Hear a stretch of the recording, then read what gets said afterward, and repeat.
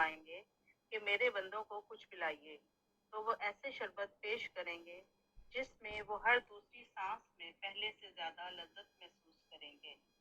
جب وہ فارغ ہو جائیں گے تو اللہ رب العزت تبارک و تعالیٰ فرمائے گا، میں تمہارا پروردگار ہوں، تمہارے ساتھ کیا ہوا وعدہ میں نے پورا کر دیا ہے، اب تم سوال کرو، میں عنایت فرماؤں گا۔ بیشتی 2-3 دفعہ آپ کی رضا کا سوال کریں گے تو ارشاد ہوگا کہ میں تم سے راضی ہوں اور آج میں تمہیں اس سے بھی زیادہ عزت سے نوازوں گا۔ تب حجابات اٹھا دیے جائیں گے اور وہ دیدار خداوندی سے مستفیض ہوتے ہی سجدہ میں گر جائیں گے۔ جب تک اللہ عز و جلال کی رضا ہوگی سجدہ میں رہیں گے۔ پھر ان سے کہا جائے گا، سر اٹھائیے، یہ عبادت کی جگہ نہیں ہے۔ بس وہ بہشت کے ہر نعمت کو فراموش کر دیں گے۔ اللہ عز و جلال کے جمال کی ایک تجلی انہیں تمام نعمتوں سے بڑھ کر محبوب ہوگی۔ پھر وہ واپس ہوں گے تو عرش کے زیریں ہوا ان کے سروں اور ان کے گھوڑوں کو کی پیشانیوں پر بکھیر دے گی۔ جب وہ اپنے گھر والوں میں آئیں گے تو ان کے حسن و جمال میں فراوانی دیکھ کر ان کی بیویاں ان سے کہیں گی کہ پہلے سے زیادہ حسین و جمیل ہو کر آئے ہو۔ الحاصل کلام بر مطلب تمام۔ فقیہ علیہ رحمت فرمان ہے کہ حجاب اٹھانے سے مراد یہ ہے کہ وہ غشاوہ جو آنکھوں پر ہوتا ہے اور وہ اس وجہ سے غیر مرئی اشیاء کو نہیں دیکھ سکتا، مگر اس دن وہ حجابات دور کر دیے جائیں گے۔ اور بعض کا قول ہے کہ اس روز وہ باری تعالیٰ عز و جلال کے انعامات و کرامات کو دیکھیں گے۔ اکثر علماء نے اس کے ظاہری معنی مراد لیے ہیں، یعنی وہ کسی پردہ کے بغیر دیدار خداوندی سے مشرف ہوں گے، جیسے کہ کسی تشبیہ کے بغیر دنیا میں جانتے تھے۔ بہشتی لوگوں اور بہشتی چیزوں کا اظہار۔ حضرت اکرمہ رضی اللہ تعالیٰ عنہ سے روایت ہے کہ بہشتی مرد اور عورت کی عمر 23 سال ہوگی اور ان کے قد حضرت سیدنا ابراہیم علیہ السلام کی طرح 60 ہاتھ ہوں گے۔ نوجوان ہوں گے، انہیں داڑھی ہوگی، آنکھیں غزالی ہوں گی۔ یہ اپنے جسم پر 70 لباس مضبوط کیے ہوں گے، ہر لباس ہر گھڑی 70 رنگ بدلے گا۔ وہ اپنا چہرہ اپنی زوجہ کے شیشہ جیسے جسم میں دیکھ لے گا، اسی طرح بیویاں اپنے شوہر کے اجسام میں اپنا چہرہ دیکھ لیں گی۔ وہ بلغم اور تھوک سے پاک ہوں گے، بہشتی ہر کراہت سے پاک ہوں گے۔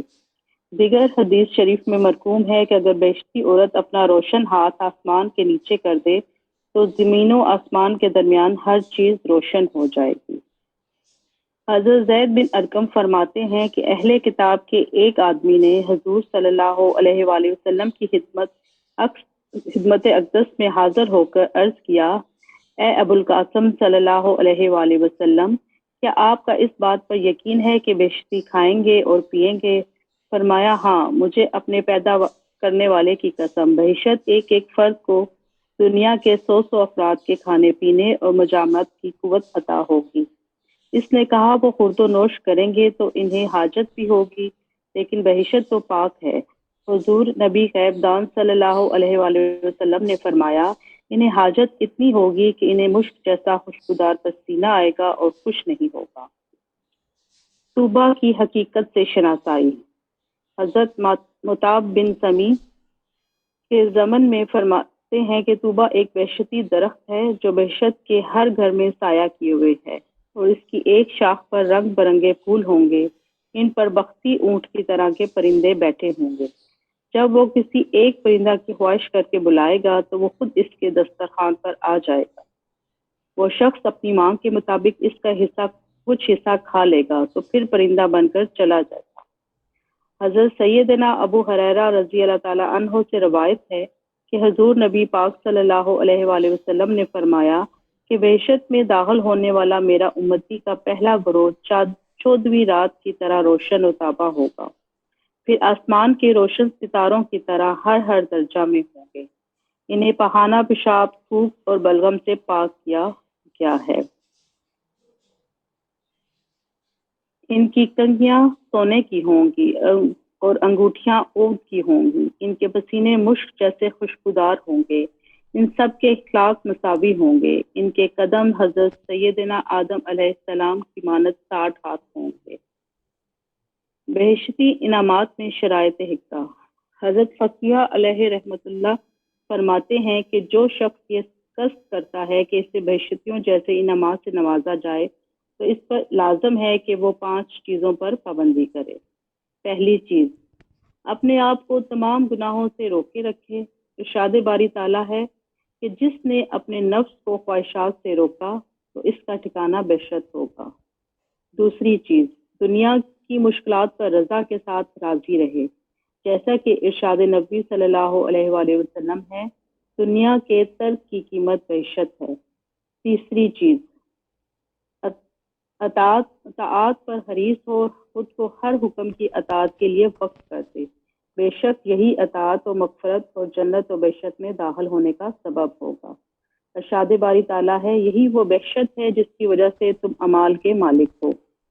دوسری آیت کریمہ میں ہے کہ یہ ان کے اعمال کا بدلہ ہے اور جو کچھ حاصل ہوگا وہ سعی و کوشش اور اطاعت سے ہوگا۔ چوتھی چیز، صالحین اور اچھے لوگوں سے محبت کرنا، ان کی محافل میں بیٹھنا، کیونکہ ان میں سے جو بھی ناجی ہوگا وہ دوسروں کا سفارشی ہوگا۔ ارشاد نبی صلی اللہ علیہ وآلہ وسلم ہے، بھائی چارہ میں کثرت کرو، کیونکہ ہر بھائی محشر کے دن اپنے بھائی کی سفارش کرے گا۔ پانچویں چیز، کثرت سے دعا کرو اور بارگاہ خداوندی عز و جلال سے بہشت اور خاتمہ بالخیر کا سوال کیا کرو۔ حکماء کی حکمت عملی کے راز کا انکشاف۔ بعض دانشوروں کا قول ہے کہ ثواب پر یقین رکھتے ہوئے دنیا کی طرف رغبت جہالت ہے۔ بہشت میں راحت ہے جس کی مثال دنیا میں نہیں ملتی، نیز جنت و بہشت میں وہ غنی ہوگا جس نے دنیا میں ضرورت کے مطابق اکتفا کیا ہے۔ زاہدین کا عمل کمال۔ بعض زاہدین سے مذکور ہے کہ وہ صرف سبزی اور نمک کھا کر گزارا کرتے تھے۔ کسی نے ان سے دریافت کیا، کیا آپ لوگ اسی پر اکتفا کرتے ہیں؟ فرمایا، میں اپنی دنیا جنت کے لیے کر رہا ہوں اور تو اپنی دنیا بیت الخلاء کے لیے بنا رہا ہے، یعنی تو مزیدار کھانے کھا کر بیت الخلاء تک پہنچتا ہے اور میں اللہ عز و جلال کی عبادت کے لیے طاقت حاصل کرنے کی خاطر کھاتا ہوں تاکہ بہشت میں پہنچ سکوں۔ چند اقوال برحکمات لازوال۔ حضرت ابراہیم علیہ السلام نے حمام میں جانے کا قصد کیا تو حمام والے نے حمام میں جانے سے یہ کہہ کر روک دیا کہ حمام میں بغیر پیسوں کے داخلہ ممنوع ہے۔ تو آپ نے روتے ہوئے عرض کیا، اے اللہ العالمین، میں ایسی ویسی جگہوں پر بغیر پیسے کے نہیں جا سکتا، تو پھر انبیاء و صدیقین کی جگہوں پر یعنی بہشت میں کیسے جاؤں گا؟ بعض انبیاء کرام علیہ السلام پر نازل ہونے والی وحی الہی میں ہے کہ اے بنی آدم، تو بہت مہنگے داموں میں دوزخ کو خریدتا ہے لیکن ارزاں قیمت میں بہشت کو نہیں خریدتا۔ حضرت ابو حازم رحمۃ اللہ تعالی علیہ کا فرمان ہے کہ اگر یہ فیصلہ ہو جائے کہ لذات دنیا کو چھوڑنے والا ہی بہشت میں داخل ہوگا تو یہ بہت ہی آسان شرط ہے۔ اگر یوں ہی طے پا جائے کہ دنیا کی تکالیف برداشت کرنے والا ہی دوزخ سے خلاصی پائے گا تو یہ بھی آسان ہے۔ یہ کیا ہے، اگر تو اپنی چاہت کی اشیاء کا 1000واں حصہ بھی چھوڑ دے پھر بھی جنت میں داخلہ مل جائے گا، اور اگر نازیبا مصائب کا 1000واں حصہ بھی برداشت کر لے تو دوزخ سے نجات مل جائے گی۔ حضرت یحییٰ بن معاذ رضی رحمۃ اللہ تعالی علیہ کا قول ہے کہ دنیا کا ترک کرنا محال ہے تو بہشت کا ترک کرنا اس سے بھی محال ہے، نیز دنیا کا ترک کرنا ہی بہشت کا حق مہر ہے۔ حضرت انس بن مالک رضی اللہ تعالی عنہ سے روایت ہے کہ حضور صلی اللہ علیہ وآلہ وسلم نے فرمایا، جو شخص 3 دفعہ بارگاہ خداوندی سے بہشت میں داخل ہونے کا سوال کرتا ہے تو بہشت کہتی ہے، اے اللہ العالمین، اسے بہشت میں داخل کر دے۔ اور جو شخص 3 دفعہ اللہ عز و جلال تبارک و تعالیٰ سبحانہ سے دوزخ کی پناہ مانگتا ہے تو دوزخ کہتی ہے، اے اللہ العالمین، اسے مجھ سے محفوظ کر دے۔ بس ہم اللہ سے سوال کرتے ہیں کہ وہ دوزخ سے بچا کر بہشت نصیب فرمائے، اور اگر بہشت میں بھائیوں سے ملاقات کے علاوہ کچھ نہ ہوتا تو بھی یہ جگہ بہتر ہے، کیونکہ وہاں تو قسم بقسم کے انعامات اور کرام ہیں۔ فرمان نبی برقول صادقہ آتا۔ حضرت سید المرسلین امام المتقین شفیع المذنبین علیہ الصلاۃ والسلام نے فرمایا کہ بہشت میں بازار تو ہیں لیکن وہاں خریدار اور بیچنا نہیں ہوگا، وہاں لوگ حلقہ کی شکل میں جمع ہو کر گفتگو کریں گے، دنیا کیسی تھی اور وہاں عبادات خداوندی میں کیا کیفیت تھی، دنیا کے فقراء اور صاحب ثروت کیسے تھے، موت کی کیفیت کیسی تھی، پھر کیسے لمبے مشکلات کے بعد بہشت کا داخلہ نصیب ہوا۔ پل صراط کا ٹیڑھا ہو جانا۔ حضرت ابن مسعود رضی اللہ عنہما سے روایت ہے کہ پل صراط پر تمام لوگ اکٹھے ہو کر دوزخ کے ارد گرد کھڑے ہوں گے اور اپنے اعمال کی مناسبت سے وہ پل صراط سے گزریں گے، کچھ بجلی کی طرح، کچھ ہوا کی طرح، کچھ پرندوں کی طرح، کچھ تیز رفتار گھوڑے کی طرح، کچھ اونٹ کی طرح اور کچھ دوڑنے والے شخص کی طرح گزریں گے، یہاں تک کہ سب سے آخری شخص دونوں پاؤں کے انگوٹھوں کے برابر تنگ جگہ سے گزرے گا۔ پھر اس وقت پل صراط ٹیڑھا بھی ہوگا اور پھسلنے گرنے والا تلواروں کی طرح تیز ہوگا، کیکر کی طرح کانٹے دار ہوگا، اور فرشتے اس کے دونوں کناروں پر آگ کی ندیاں لیے موجود ہوں گے جس سے وہ لوگوں کو کھینچیں گے۔ کچھ تو حفاظت سے گزر جائیں گے اور کچھ زخمی ہو کر دوزخ میں گر جائیں گے، کچھ زخمی ہو کر نکل جائیں گے اور فرشتے سلامتی سلامتی پکاریں گے۔ پھر سب سے آخر میں پل صراط سے گزر کر وحشت میں جانے والا جب پل صراط سے گزرے گا تو اس کے لیے وحشت کا دروازہ کھول دیا جائے گا اور وحشت میں اپنے لیے نعمتوں کو نہ دے کر وہیں بیٹھ جائے گا اور عرض کرے گا، اے اللہ العالمین، مجھے یہی بیٹھنے کی اجازت مرحمت فرمائی جائے۔ بارگاہ خداوندی سے ارشاد ہوگا کہ اگر ہم تمہیں یہیں رہنے کی اجازت دے دیں لیکن تو پھر سوال کرے گا؟ وہ باری تعالیٰ سے عرض کرے گا، تیری عزت کی قسم پھر سوال نہیں کروں گا، تو اسے وہیں رہنے کی اجازت مل جائے گی۔ پھر اسے جنت و بہشت کی منزلیں دکھائی جائیں گی تو وہ اپنی جگہ کو کمتر خیال کرتے ہوئے عرض کرے گا، اے اللہ العالمین، مجھے ان منزلوں میں ٹھکانہ دے دے۔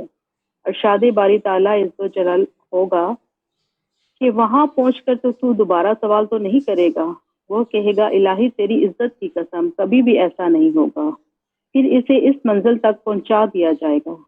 پھر یہ بہشت کی بہار کا مشاہدہ کرے گا تو وہ اپنے مقام کو حقیر و کمتر خیال کرے گا، عرض کرے گا، اے اللہ العالمین، مجھے وہاں پہنچا دے۔ پھر وہاں پہنچا دیا جائے گا۔ وہ نو بنو بہشتی نعمتیں اور دیکھے گا مگر سوال نہیں کرے گا، تو اس سے کہا جائے گا، اب سوال کیوں نہیں کرتا؟ وہ کہے گا، بہت سوال کیے مگر اب سوال کرتے حیا آ رہی ہے۔ اور اللہ تعالیٰ فرمائیں گے، جائیے، ہم نے تجھے جنت میں پوری دنیا کے مساوی بلکہ اس سے بھی زیادہ سب کچھ عنایت فرما دیا ہے۔ یہ شخص تمام بہشتوں میں سب سے قلیل درجہ کا ہوگا۔ حضرت عبداللہ بن مسعود رضی اللہ عنہ فرماتے ہیں کہ جب حضور نبی کریم صلی اللہ علیہ وآلہ وسلم یہ بیان فرماتے تھے تو تبسم فرماتے تھے، آپ کے دندان مبارک سے روشنی ظاہر ہوتی تھی۔ ایک دوسری حدیث میں ہے کہ دنیا کی عورتوں کو بہشت میں ان کے اعمال کے سبب حورین پر فضیلت حاصل ہوگی۔ ارشاد باری تعالیٰ ہے کہ ہم نے عورتوں کو باکھا اور کنواریاں اور ایک جیسی عمر بنایا ہے۔ یہ سب قول اصحاب الیمین کے لیے ہیں۔ شکریہ۔ وما علینا الا البلاغ المبین۔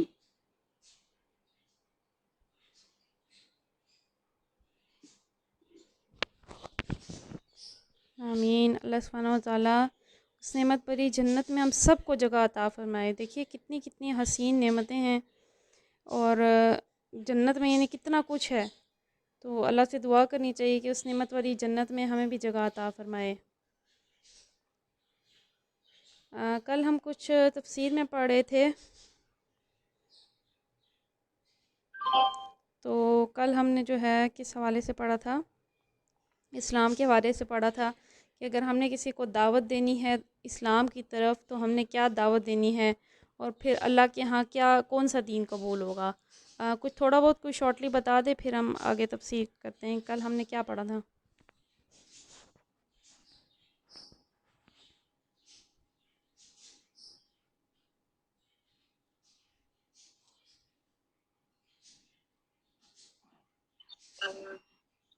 اللہ تعالیٰ کے نزدیک جو ہے وہ دین صرف اسلام ہی ہے، اور جو لوگ اس سے منہ پھیریں گے اور مطلب اللہ سبحانہ و تعالیٰ کی آیات کے بارے میں اختلاف کریں گے تو اللہ تعالیٰ جلد حساب لینے والے ہیں۔ جی، یعنی دین اللہ کے نزدیک اسلام ہی ہے، اور پھر ہم نے یہ بھی پڑھا تھا کہ اللہ نے گواہی دی، اس کے فرشتوں نے، تمام علم والوں نے اس پہ گواہی دی کہ لا الہ الا اللہ، اس کے علاوہ کوئی بادشاہ نہیں ہے۔ یعنی انہوں نے جو ہے اللہ کی گواہی کیونکہ وہ مالک ہے، فرشتوں کی گواہی کیونکہ وہ تمام زمین و آسمان پہ موجود ہوتے ہیں، اس کا انتظام دیکھتے ہیں، اور علم والے بھی گواہی دیتے ہیں کہ اس کے سوا کوئی مالک ہے ہی نہیں۔ تمام سلطنت کو دیکھ کے آتے ہیں، وہ یہی کہتے ہیں کہ تمام سلطنت میں اس کے علاوہ کوئی الہ نہ ہے نہ ہو سکتا ہے۔ پھر ہم نے پڑھا اللہ کے نزدیک دین جو ہے وہ اسلام ہی ہے، تو ہم اسی سے آگے کنٹینیو کریں گے۔ آج ہم نے سورہ آل عمران کی آیت نمبر 20 پڑھنی ہے۔ اعوذ باللہ من الشیطان الرجیم، بسم اللہ الرحمن الرحیم۔ فَإِنْ حَاجُّوكَ فَقُلْ أَسْلَمْتُ وَجْهِيَ لِلَّهِ وَمَنِ اتَّبَعَنِ وَقُلِ الَّذِينَ أُوتُوا الْكِتَابَ وَالْأُمِّيِّينَ أَأَسْلَمْتُمْ فَإِنْ أَسْلَمُوا فَقَدِ اهْتَدَوْا وَإِن تَوَلَّوْا فَإِنَّمَا عَلَيْكَ الْبَلَاغُ وَاللَّهُ بَصِيرٌ بِالْعِبَادِ۔ فَإِنْ حَاجُّوكَ، پھر اگر وہ جھگڑا کریں آپ سے، فَقُلْ أَسْلَمْتُ، تو آپ کہیں کہ میں نے جھکا دیا، وجہیہ للہ، اپنا چہرہ اللہ کے لیے، وَمَنِ اتَّبَعَنِ، جو میری پیروی کی، وَقُلِ الَّذِينَ أُوتُوا الْكِتَابَ، اور وہ کہہ دیں گے کہ وہ جنہیں کتاب دی گئی، والأمیین، اور ان پڑھ، اسلمتم، کیا تم اسلام لائے، فَإِنْ أَسْلَمُوا، پس اگر تم اسلام لو، فَقَدْ اهْتَدَوْا، تو اس نے راہ پا لی، وَإِن تَوَلَّوْا، اور اگر وہ منہ پھیریں، فَإِنَّمَا عَلَيْكَ الْبَلَاغُ، تو صرف آپ کے ذمہ پہنچا دینا ہے، وَاللَّهُ بَصِيرٌ بِالْعِبَادِ، اور اللہ جو ہے اپنے بندوں کو خوب دیکھنے والا ہے۔ اب اگر یہ لوگ تم سے جھگڑا کریں تو ان سے کہو کہ میں نے اور میرے پیرووں نے تو اللہ کے ہاں اللہ کے آگے سر تسلیم خم کر دیا ہے۔ پھر اہل کتاب اور غیر اہل کتاب دونوں سے پوچھو، کیا تم نے بھی اطاعت و بندگی قبول کی؟ اگر کی تو وہ راہ راست پا گئے، اور اگر سے منہ موڑا تو تم پر صرف پیغام پہنچا دینے کی ذمہ داری ہے، آگے اللہ خود اپنے بندوں کے معاملات دیکھنے والا ہے۔ یعنی اب ہمیں جب پچھلی ایسے کلیئر ہو گیا کہ دین اللہ کے نزدیک اسلام ہی ہے، تو پھر اسلام کے بعد کیا ہوتا ہے کہ جب جو ہے اللہ تعالیٰ کے نزدیک اسلام ہے تو ہم بھی اسلام لیں۔ اسلام کہتے ہیں کہ اللہ کے ہاں قبول کر لینا۔ اسلم اس کو کہتے ہیں، یعنی مسلمان اس کو کہتے ہیں جو کہ تسلیم کر لے، جھک جائے، ہر حکم کو قبول کر لے۔ تو پھر اللہ تعالیٰ فرماتے ہیں کہ دین میرے نزدیک اسلام ہی ہے، یعنی میرے آگے جھک جانا، میرے حکم کو مان لینا، یہی دین ہے۔ تو پھر اللہ تعالیٰ جو ہے پوچھ رہے ہیں کہ اگر یہ تم سے جھگڑیں تو تم ان سے جو ہے یہ کہہ دو کہ میں نے اور میرے جو پیرو یعنی میرے ماننے والے ہیں، انہوں نے تو اللہ کے ہاں تسلیم خم کر دیا ہے سر، یعنی کہ اسلمت، یعنی انہوں نے اپنا سر تسلیم خم کر دیا ہے۔ اور پھر ان سے پوچھو کہ کیا تم نے بھی اطاعت و بندگی کی؟ یعنی دوسرے لفظ میں یوں سمجھیے کہ میں اور میرے پیرووں نے تو اس ٹھیٹ اسلام کے قائل ہو چکے ہیں جو خدا کا اصل دین ہے۔ اب تم بتاؤ، تم اپنے اسلاف کے بڑھائے ہوئے خواہشوں کو چھوڑ کر اس اصلی و حقیقی دین کی طرف آتے ہو۔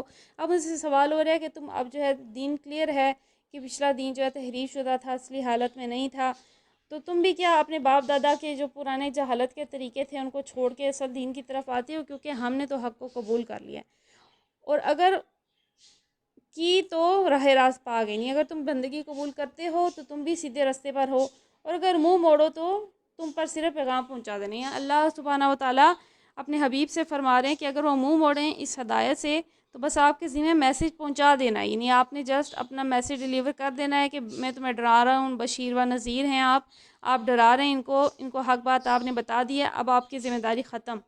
پھر فرمایا آگے اللہ خود اپنے بندوں کے معاملات دیکھنے والے ہیں۔ اللہ تعالیٰ خود ہر چیز پہ نظر رکھے ہوئے ہے، وہ جانتا ہے کہ جو ہے کیا چیز بہتر ہے ان کے لیے۔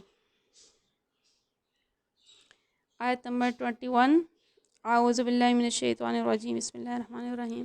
ان الذین یکفرون بآیات اللہ ویقتلون النبیین بغیر حق ویقتلون الذین یأمرکم بالقسط من الناس من الناس فبشرهم بعذاب علیم ان الذین یکفرون، بے شک جو لوگ کفر کرتے ہیں اللہ کی آیتوں سے، بآیات اللہ، اللہ کی آیتوں سے، ویقتلون النبیین، اور قتل کرتے ہیں انبیاء کو بغیر حق، نا حق، ویقتلون الذین، اور قتل کرتے ہیں جو لوگ یأمرون بالقسط، حکم کرتے ہیں انصاف کا، من الناس، لوگوں میں سے، فبشرہم، سو انہیں خوشخبری دیں، بعذاب علیم، دردناک عذاب کی، جو لوگ اللہ کے احکام کو ماننے سے انکار کرتے ہیں اور اس کے پیغمبروں کو ناحق قتل کرتے ہیں، ایسے لوگوں کو کی جان کے در پہ ہو جاتے ہیں جو حلقے خدا میں عدل و راستی کا حکم دیتے ہیں، دینے کے لیے اٹھیں، ان کو دردناک سزا کی خوشخبری سناؤ۔ اب جو ہے یہ پچھلے لوگوں کے جو ہے کام تھے کہ جب ان کے پاس پیغمبر آتے تھے تو کئی لوگ اتنے سرکش تھے، خاص طور پہ بنی اسرائیل میں بھی، کہ ان کے پاس بہت سارے انبیاء بھیجے گئے۔ دیکھیے کہ ہمیں معلوم ہے کہ 1,24,000 نبی اور رسول اللہ نے بھیجے ہیں، قرآن میں صرف چند کا ذکر ہے، صرف چند کا ذکر ہے، بہت سارے بھیجے گئے ہیں۔ تو اب جو ہے بنی اسرائیل کا ہے جو کافر ہوتے تھے، ان کا عمل کیا ہوتا تھا، یہ ان کو ناحق قتل کر دیتے تھے۔ یعنی ایک تو ہوتا ہے نا تنگ کرنا، گستاخی کرنا، وہ ایک الگ معاملہ ہے، لیکن یہ لوگ اتنا زیادہ سرکشی میں بڑھ چکے تھے کہ یہ لوگ پیغمبروں کو اور اپنے میں جو بھی ان میں نیک پارسا لوگ جو ان کو ہدایت کی طرف بلاتے تھے، یہ لوگ ان کو قتل کر دیتے تھے۔ اور پھر کیا فرمایا جا رہا ہے کہ ایسے لوگوں کے بھی جان کے در پہ ہوتے تھے، نہیں ان نیک لوگوں کے بھی جو خلق خدا میں عدل و راستی کا حکم دینی، جو بھی انہیں کہتا ہے کہ یہ ایسا مت کرو، عدل اختیار کرو، سیدھے راستے پہ چلو، تو ان کو بھی یہ جان کے در پہ ہو جانی، ان سے بھی ہر طرح کی دشمنی مول لیتے۔ تو فرمایا جا رہا ہے ان ایسے کرنے والوں کو دردناک عذاب کی خوشخبری دو۔ یہ تنزیہ انداز بیان ہے، مطلب یہ ہے کہ جن لوگوں کو کرتوتوں پر آج وہ بہت خوش ہیں، سمجھ رہے ہیں کہ ہم بہت خوب کام کر رہے ہیں، انہیں بتا دو کہ تمہارے ان اعمال کا انجام یہ ہے۔ یعنی فبشرہم، یعنی اللہ تعالیٰ خوشخبری، یعنی خوشخبری کس چیز کی؟ خوشخبری تو ہے لیکن عذاب علیم کی، عذاب ہے اور علیم یعنی دردناک عذاب ہے ان لوگوں کے لیے۔ آیت نمبر 22، اولئک الذین حبطت اعمالهم فی الدنیا والآخرہ وما لهم من ناصرین۔ اولئک الذین، یہی وہ لوگ ہیں جو کہ حبطت اعمالهم، ضائع ہو گئے ان کے عمل، فی الدنیا، دنیا میں، والآخرہ، اور آخرت میں، وما لهم من ناصرین، اور نہیں ہے ان کا کوئی مددگار۔ یہ وہ لوگ ہیں جن کے اعمال دنیا و آخرت دونوں میں ضائع ہو گئے اور ان کا مددگار کوئی نہیں ہے۔ تو انہوں نے جو ہے دین سے سرکشی کی، تو ان کا انجام کیا ہوا؟ یہ وہ لوگ ہیں کہ جن کے اعمال دنیا آخرت میں ضائع ہو گئے، ان کا کوئی مددگار نہیں ہے۔ یعنی انہوں نے اپنی قوتیں، کوششیں ایسی راہ میں صرف کی ہیں جس کا نتیجہ دنیا میں بھی خراب ہے اور آخرت میں بھی خراب ہے۔ یعنی اب ایسے دیکھیے آپ اپنے آگے خود دیکھیے کتنے سارے گستاخ ہیں۔ قتل تو بہت آگے کا معاملہ ہے، البتہ گستاخ آپ دیکھ لیں کتنے سارے ہیں جن کی زندگیاں تنگ ہیں، وہ لوگ بغیر جو ہے کسی ان کو ہر وقت اپنی جان کا خطرہ لاحق رہتا ہے۔ جیسے آپ کو بھی ریسنٹلی پتہ ہوگا کہ ایک جو ہے انتہا درجے کا گستاخ تھا، اس پہ کسی نے حملہ کر دیا، اس کو سٹیپ کیا۔ تو اب کیا ہے، ایسے لوگوں کی دنیا کی زندگی بھی برباد ہو جاتی ہے، ان کو کہیں سکھ چین حاصل نہیں ہوتا، اور آخرت ان کی برباد ہے ہی۔ آخرت میں تو انہوں نے عذاب علیم اپنے نام کر ہی لیا ہے، لیکن ان کی دنیا بھی تنگ ہو جاتی ہے۔ تو یہ خاص طور پہ ہے جو اللہ کے نبیوں سے دشمنی کرتے ہیں، تو ان کی دنیا کی زندگی بھی تنگ ہو جاتی ہے اور آخرت میں تو ان کے لیے عذاب ہے ہی ہے۔ یعنی ایسی کوئی طاقت نہیں ہے جو اس غلط صحیح عمل کو سفل بنا سکے یا کم از کم بند انجامی ہی سے بچا سکے۔ یعنی آپ کچھ بھی وہ کر لیں تو اب جو ہے وہ اپنے برے انجام سے بچ نہیں سکتے۔ جن جن قوتوں پر وہ بھروسہ رکھتے ہیں وہ دنیا میں یا آخرت میں دونوں جگہ میں ان کے کام آئیں گے، ان میں سے فی الواقع کوئی بھی ان کے مددگار ثابت نہ ہوگی۔ یعنی وہ یہ سمجھیں کہ ہم بہت سیف ہیں۔ یعنی ایسے جو لوگ ہوتے ہیں عموماً جو گستاخ ہوتے ہیں، تو آپ نے دیکھا ہوگا آج کل ان کو بڑا جو ہے ان کو سیکیورٹی حاصل ہوتی ہے، بڑا یعنی کہ پروٹوکول کے وہ سیکیورٹی میں ہی جاتے ہیں، لیکن جب کوئی جو ہے ان پہ تقدیر نافذ ہونی ہوتی ہے تو وہاں پہ پھر کوئی بھی چیز ان کی مدد نہیں کرتی، اور یہ تو ان کا دنیا کی زندگی کا انجام ہے، آخرت میں تو ان کا انجام برا ہے ہی ہے۔ تو آج ہم یہیں تک کنٹینیو رکھتے ہیں، کوشش کریں گے انشاءاللہ خدیجہ کہ ہم جو ہے اپنا درس کو مطلب 7 اور میکسیمم 10 منٹ تک کی کوشش کریں۔ تو چلے میں ارم سے بھی بات کر لوں گی اس حوالے سے۔ تو اللہ سے دعا کرتے ہیں آج ہم نے جو کچھ بھی پڑھا، اللہ تبارک و تعالی ہمیں یاد رکھنے، عمل کرنے کی توفیق عطا فرمائے، اللہ تبارک و تعالی ہمیں اپنی نعمت بری جنت میں جگہ عطا فرمائے۔ یا اللہ ہمیں اپنے عذاب سے محفوظ فرما اور ہمیں اپنی نعمت بھری جنت میں جگہ عطا فرما۔ یا اللہ تبارک و تعالی ہمیں سچے دین پہ عمل کرنے کی توفیق عطا فرما۔ یا ارحم الراحمین ہماری باتوں میں، ہماری نمازوں میں، ہمارے تقوی و پرہیزگاری میں ذوق و شوق عطا فرما۔ آمین بجاہ النبی الامین صلی اللہ تعالی علیہ وآلہ وسلم۔ الصلاۃ والسلام علیک یا رسول اللہ، الصلاۃ والسلام علیک یا حبیب اللہ، سبحانک اللہم وبحمدک لا الہ الا انت استغفرک واتوب الیک، استغفرک واتوب الیک، استغفرک واتوب الیک۔ بسم اللہ الرحمن الرحیم، وصلی اللہ علی محمد صلی اللہ تعالی علیہ وآلہ وسلم۔ السلام علیکم ورحمۃ اللہ وبرکاتہ۔